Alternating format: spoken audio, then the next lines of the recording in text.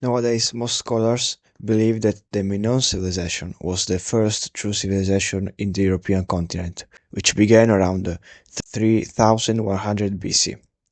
But traveling a few hundred kilometers north in the swamps of the Danube River would maybe change our perception.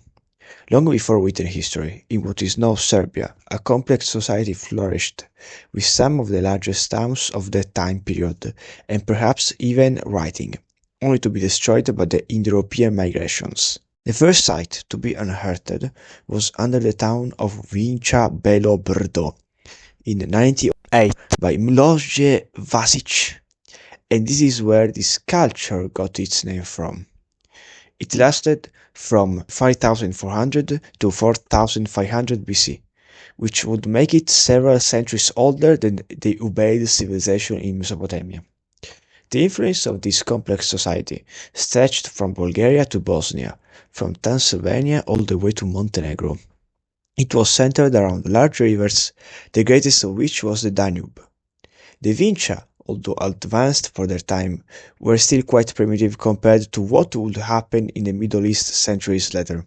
We don't know whether they had an organized army, and we haven't located places dedicated to specific administrative or religious purposes, making us incapable of knowing whether they had true states or not. This must not be necessarily interpreted as proof that they were uncivilized.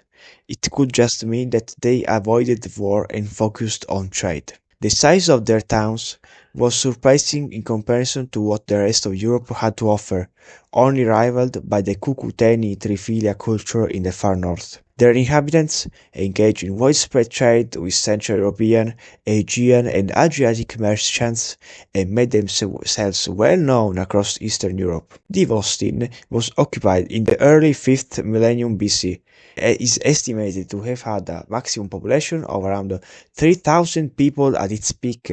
Svine Subtine from the same time period was home to potentially 4,000 people.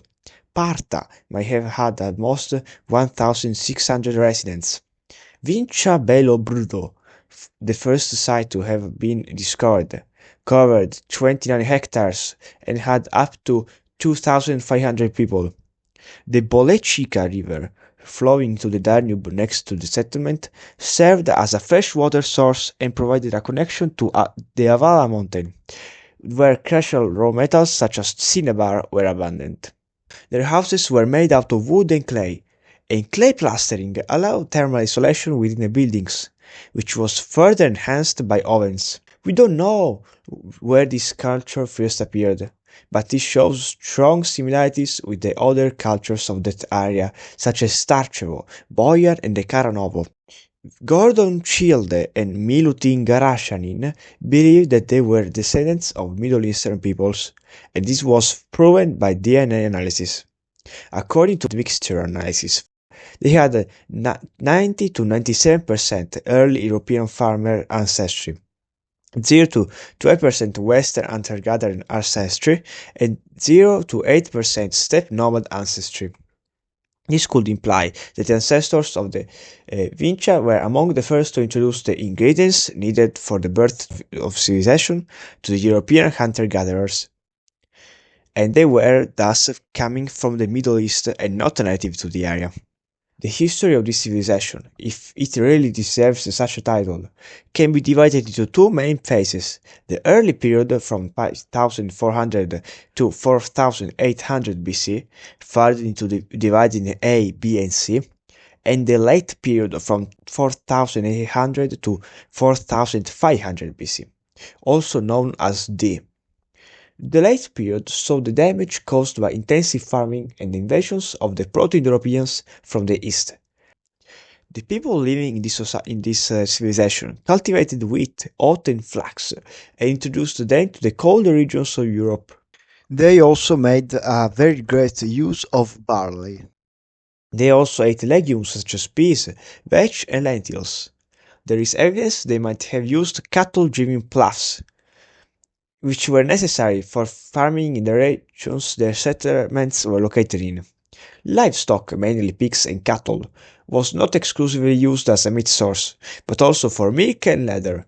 which made them more advanced than other peoples of the first temperate Neolithic. They also practiced transhuman pastoralism, hunted animals such as boars, bears, and aurochs, the cow relative that went extinct in 6027, fed on fish such as carps and catfish, and ate nuts and forest fruits. Other than farmers, hunters, fishermen, and shepherds, in Vinca society they were also very skilled artisans. Their figurines had hammer-like heads and large eyes, and were often decorated with cinnabar and limonite extracted from the nearby mountains. Thanks to them, we know a lot about the style of Vinca clothing. Vinca fashion included tunics and skirts woven from both flax and wool, further decorated with buttons made from shell or stone. Bracelets crafted from Mediterranean shells were also part of the style of that region. Not only did they make nice clothing and interesting figurines, but they also were among the first ones in the world to smelt copper. In Plochnik, we have found a copper axe dating all the back to the very beginning of the A phase, for example. This ore was mined in places such as Rudna Glava. Nevertheless, they also used chipped stone, bone and deer antler to make tools. Volcanic glass was a very sought-after material and was used to make sharp blades. Vinca society seems to show a complexity comparable to what was happening in the Middle East of the time, perhaps even more. As if this wasn't enough, there is solid evidence they had a writing system. In 1961, in the town of Tartaria, mysterious clay tablets were allegedly found in the tomb of a woman, possibly a shaman, together with a shell bracelet and many figurines. Further studies have shown through radiocarbon evidence that these tablets were carved on at the beginning of the early period, in 5300 BC, which would make them way older than Sumerian proto-cuneiform. If the dating is not misleading, then this might be one of the most revolutionary discoveries in archaeology, because it would make the Vinca script an isolated attempt at writing. However, these symbols were by no means an isolated phenomenon. The Gradeshnich tablets from Bulgaria date back to the 4th millennium BC and were found in close proximity to the Vinca culture area, in the northwest of the country. Further south, in the Greek town of Dispilio, there used to be a Neolithic lake settlement, which contained a wooden artifact dating back to the end of the 6th millennium BC. The symbols on it seem to show similarities with the linear A script too.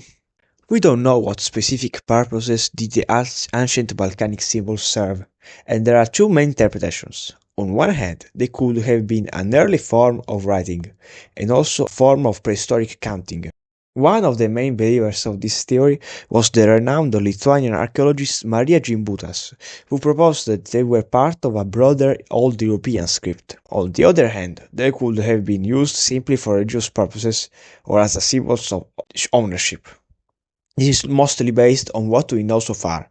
We have yet not found evidence for true organized states in Neolithic Europe, and what we have already uncovered so far are advanced towns, not true cities.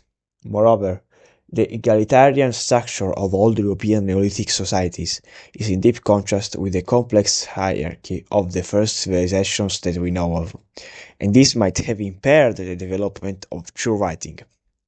We have still incapable of giving a contextual and coherent meaning to the Vinca symbols, meaning that both these theories are merely products of speculation, but they are indeed very possible. As we have already stated, the Vinca civilization was likely destroyed by the invaders from the steppe. These invaders spoke Paleo-Balkan, the ancestor of Dacian, Thracian, Paeonian, Phrygian, Illyrian, and present-day Greek and Albanian. Sadly, the legacy of the Vinca was forever forgotten, and civilization in Europe returned when the Bronze Age Greeks and Cretans, influenced by the peoples of the Middle East, laid the foundation of modern Western civilization. Thank you for watching.